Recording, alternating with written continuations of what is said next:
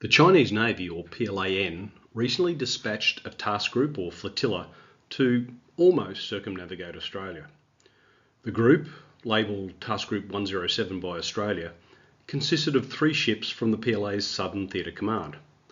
The Type 055 Guided Missile Destroyer, or cruiser, Zunyi, the Type 054 Alpha Anti-Submarine Warfare Frigate, Henyang, and the Type 903 replenishment ship, Weishanhu, a deployment that lasted for more than a month. Deployments of this duration or longer are not uncommon for the PLAN. Since 2008, China has maintained a standing task force in the Gulf of Aden as an anti-piracy measure in response to piracy off the coast of Somalia. These task forces usually consist of 2 warships and a supply ship, and usually deploy for between 4 to 6 months with about a 2-week sail to and from China.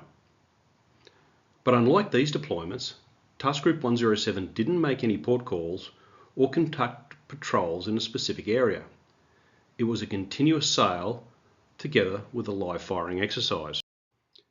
G'day and salutations. Today's briefing: Chinese Navy's Task Group 107's cruise around Australia. Improving capability or a shaping and influencing operation? This briefing will look at the vessels that made up the task group, the route the task group took, and what was the driving purpose for the operation. As mentioned, the task group consisted of 3 vessels, the largest and most capable of the combat vessels being the Type 055 destroyer Zunyi. Weighing in at around 13,000 tonnes, it is equipped with 112 universal VLS cells for long-range surface-to-air, anti-ship and land attack missiles, 24-cell point defence missile system, a close-in weapon system, a 130mm gun, 2 anti-submarine warfare helicopters, and 6 lightweight torpedo tubes. Entering service in 2022, the Zunyi contributes significantly to all warfighting domains.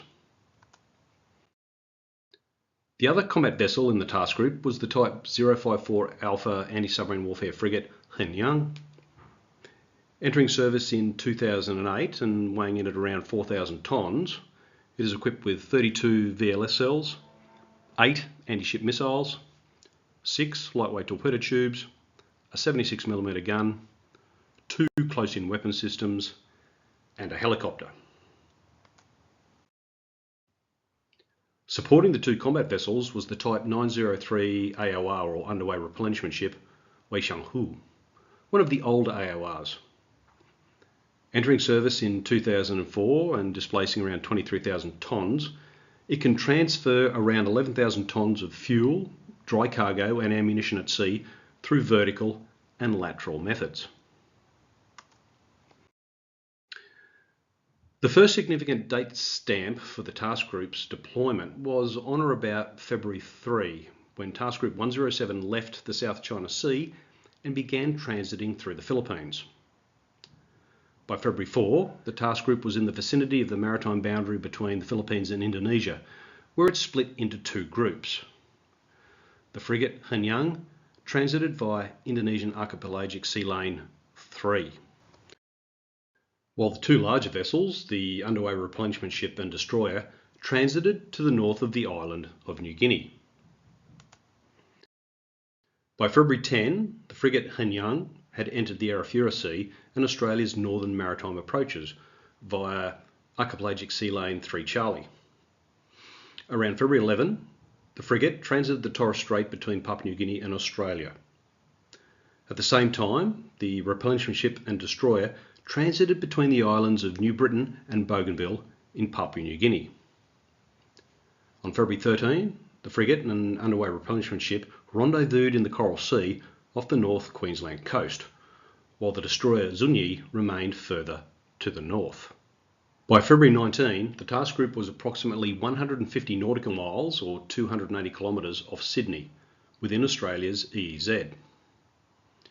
During February 21 to 22, the task group moved further out into the Tasman Sea and conducted live firing exercises approximately 345 nautical miles or 640 kilometres off the Australian coast, outside the Australian EEZ. The live firing drills, according to imagery published by Chinese state media, involved the use of naval guns. However, the footage did not show any missile launches. By February 25, the task group was operating approximately 160 nautical miles or 300 kilometres east of Hobart, now back in Australia's EEZ. And by February 26, it was south of Tasmania, the southernmost point of the deployment. The task group then moved to be off the South Australian coast, and by February 28 was operating approximately 320 nautical miles or 600 kilometres south of Adelaide. Transiting the Great Australian Bight, the task group was operating 170 nautical miles or 310 kilometres south-southwest of Perth, Western Australia, on or around March 4. For the next few days, the task group was operating off the West Australian coast. On March 5, it was operating 300 nautical miles or 560 kilometres northwest of Perth, and by March 6, there are indications that the task group would not complete a circumnavigation of Australia. By March 8, the task group had diverged from the Australian coast and followed a standard sailing route towards the Sunda Strait, operating 155 nautical miles or 290 kilometres south of Christmas Island. The task group was operating in the Sunda Strait between the Indonesian islands of Java and Sumatra by March 9. Since then, it has now re-entered the South China Sea. In summary, the Chinese Navy task group deployment around Australia, while operationally of benefit for the PLAN in terms of duration without a port call and being conducted in a new area, together with being farther south than previous task group operations, was likely more designed as a shaping and influencing operation targeting Australia and Southeast Asian nations. Of note is that the live firing exercises on the high seas are standard training practices permitted under international law, and that the task group's live firing exercises were conducted outside of Australia's EEZ. Now, this operation could have been more significant in a shaping and influencing context had more vessels participated, if it had conducted live firing exercises in Australia's EEZ, and or if it had sailed through the Bass Strait between the main Australian island and Tasmania. What further operations might the PLAN conduct around Australia in 2025? That concludes today's briefing. Thank you for watching. Don't forget to click the notification button so you don't miss the next briefing. You never know what it'll be about. Happy to take suggestions for future briefings from members. Until next time, Vale de Cere.